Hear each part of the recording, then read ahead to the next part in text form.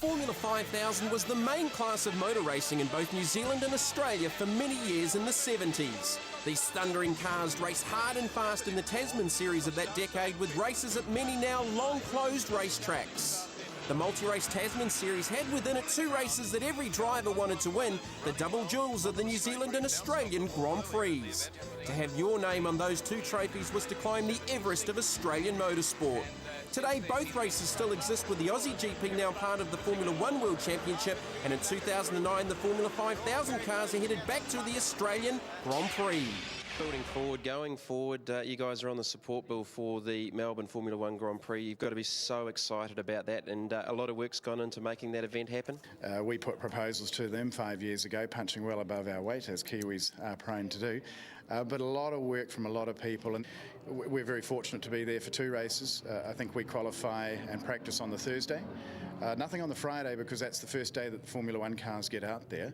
And then a race on Saturday of 6 laps, and then Sunday, the day of the Grand Prix, an 8-lap race as well. So it's pretty good stuff. We're really happy. Maximum grid density, 32, we'll have that. Minimum 25, we've got to have put 25 cars there. 19 from New Zealand, a couple from Canada and the States, 4 from the UK, including young Mick Lyons out here and his mother and father, who are going very well today. So, yeah, fantastic.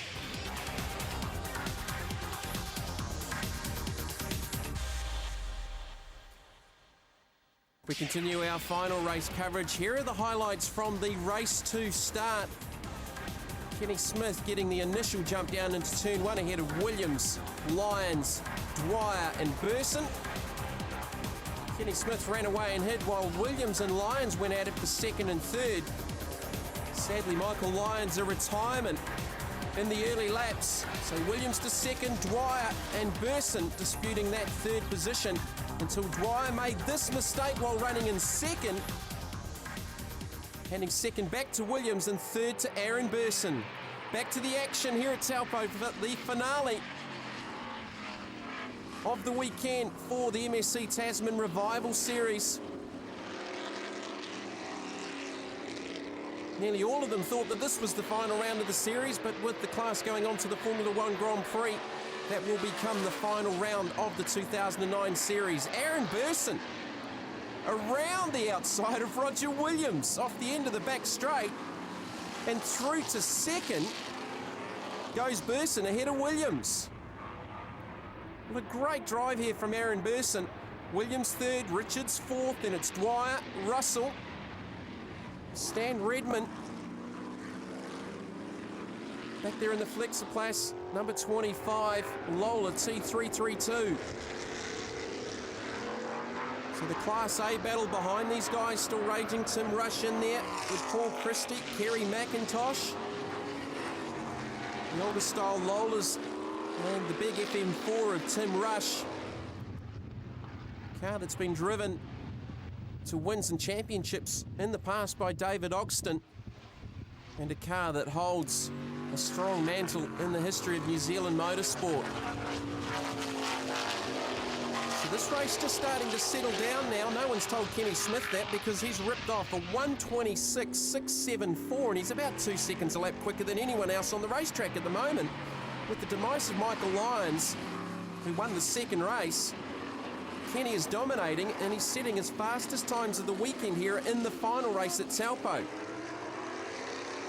Pretty much ideal conditions, not overly hot, very, very windy though, which is affecting the cars on the straights. So Kenny Smith, 1:26.6, average lap speed of 137 kilometres an hour. Mark Dwyer here trying to recover after that spin at the hairpin a few laps ago. This is a pretty tight group here, battling for the minors, second, third, fourth, fifth, sixth, and probably seventh in this group. Kenny's a good 10 to 12 seconds up the racetrack at the moment, while this big group of cars battle for the final podiums. Burson, Williams, Richards. There's Alistair Russell in the STP number 2, McRae GM1. Dwyer's just in behind him. And in behind Dwyer, it looked like Stan Redman. So everyone's got their eyes on this group, battling for the minors. Just in behind them is Hamish Patterson. And the newly acquired Chevron Formula 5000 as Burson goes off. Now that's off the exit of 9. That's a scary moment for the Talon MR1 driver, and it's dropped them out of that top 3.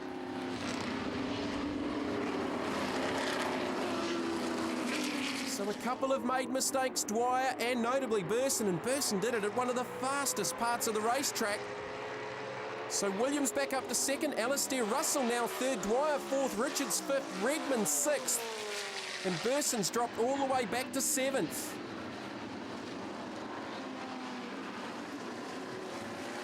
So Kenny Smith dominating. He's had his hands full this weekend, but certainly not in this race as they go by the number 8 of Kerry Anderson running in Class A. Lola T140. Oh, contact there between Dwyer and Russell. Well, that was awkward down through 1. Russell's done some damage. You can see fluid coming out the left side of the car. Stan Redmond's got involved as well. And there's more action further up the track. Russell's off. Well, there was contact at turn 1 between Dwyer and Russell. Russell looks like he's carrying a lot of damage to the rear of the race car. There's Dwyer, he's already out, and he's got damage as well. So Dwyer went down the inside into 1, up off the curbs, made contact with the left rear of Russell's machine, then had a second go. That's punctured the radiator on the left-hand side of the McRae GM1. Redmond had to take avoiding action. And up towards turn 2, Dwyer and Russell got together again, and that's ended both of their races. That's brought out the safety car. Alistair Russell walking away disappointed. Sad conclusion to that race. For Dwyer and Russell, 39. Kerry McIntosh. Big FM2. 47 is Paul Christie and the Lola T190. Now he's leading the Class A series for the MSC Tasman Revival series for 2009. There's Tim Rush in the big FM4. Now he's leading Class A in this race. He won Class A in the second race of the weekend. So he's been doing a good job as he gets to grips with that fabulous little big FM4. So the safety car is off.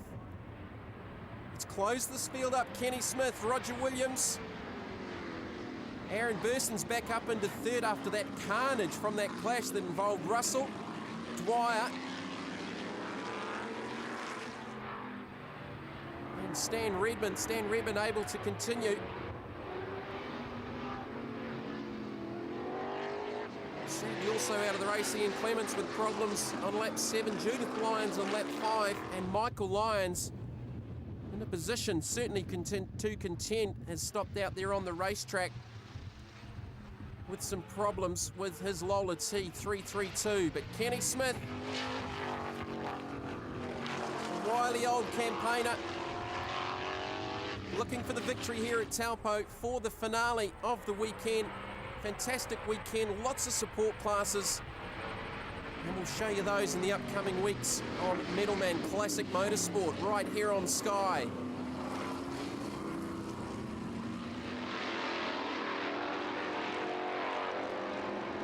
So there's a few missing in this one, but it is still on for the minors. Roger Williams and Aaron Burson disputing 2nd and 3rd. Kenny Smith disappearing at a great rate of knots up the racetrack. There's not a lot in it. Off the restart though, it did close this field up. Aaron Burson's actually lapped quicker than Roger Williams, 128.6 versus 128.9. Roger's still struggling with the car, slipping out of gear. There are quite a few low gear corners here at Taupo. Certainly won't be helping Williams' cause. So Hamish Patterson, he's up in the 5th position behind Stan Redmond here. Next, Johnny Walker, Magnum Wheels, Lola T332. Stunningly presented car. One of the better sounding cars out there with that unique 8-into-1 exhaust system. It's one of the characters of the MSC series, never short of a word.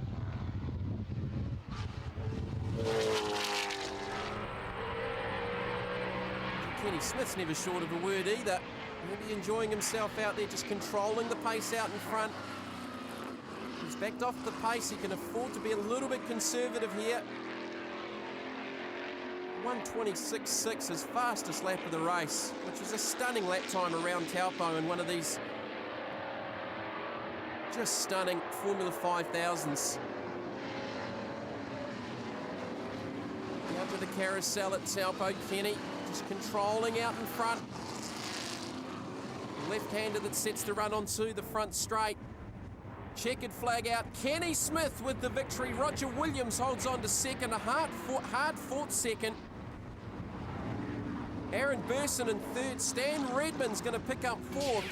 And in Class A, Tim Rush with the win. So Kenny Smith wins the final race at Taupo ahead of Williams, Burson, Redman, Hamish Patterson in fifth, followed by the Class A cars of Tim Rush, Kerry McIntosh and Paul Christie. Every time we see you go out in this race car, you're getting quicker and quicker. You're getting to grips with it. You're enjoying yourself out there. Oh, I'm loving it. I'm absolutely loving it. It's a great car, great bunch of guys, and I've got to say, we've got to thank all the sponsors for helping us get us to these events and all that. But yeah, the whole atmosphere is great, and loving every minute of it. It's really good. All right, mate. Well done, and hope to see you back next year. Thank you very much, and you certainly will. Roger, that was an up and down race, and probably more for you, a race of survival. It was. First couple of laps we were going okay and just bedding everything in. Then lost 2 gears, second and third, so we just chugged around in fourth and fifth, but it was just a matter of getting through it and enjoying it, which we did, yeah. Kenny drove a fantastic race out in front, and you had a little bit for him early, and you battled there with Michael Lyons again.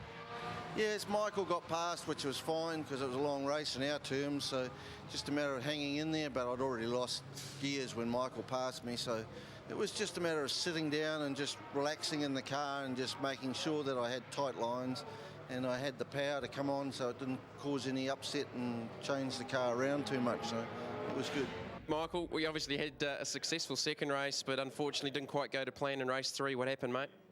Well, I thought I was going to be in for a bit of a nicer task. I mean, starting fourth, didn't get a bad start, made up one, and I was in second for a bit, but obviously the turn one and the dust and everything, I couldn't keep up with it. But now I've sort of closed it. I was right over Roger and managed to get a toe and do him into the brakes there, under brakes there, and then I got my head down, thought, right, Kenny was a fair way away, but I should be able to catch him, so I got my head down, charged hard, and just about 3/4 of the way into that lap, pretty much, something's died in the engine, so I think it might be a valve or something. Hopefully not too expensive.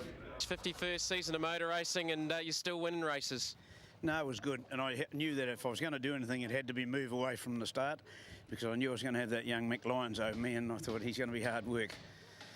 You know, he's pretty fit and I'm not, but I suppose I dreaded that safety car. I thought, Jesus, all those guys are going to be smothering over me. But anyway, it didn't matter, because the thing is, the tyres have got cold and they all had the same problem. And the idea is to try and make the break as soon as the green light's on, isn't it? You had such a massive lead. Unfortunately, Michael fell out with some problems over by the old club rooms, and behind them, it was all on. There were cars going off track and getting into each other. Were you aware what was going on? You were nearly a lap and a half ahead. Yeah, well, I kept looking in the mirror, and the mirrors vibrate that much, and that's why we've not been used to this year having a board hung out, and it is nice to know just how far you head so that you could back off a little bit and just ease the tyres, you know. Well, mate, well done. You've tied up the Tasman Revival series for 2009. Time to go and celebrate. It is. Thank you very much. Well, there is one round left to go, of course, at the Melbourne Formula 1 Grand Prix, but Kenny Smith leads on 397, Tony Richards second on 257, back to Aaron Burson, Ian Clements, Stan Redman and Sefton Gibb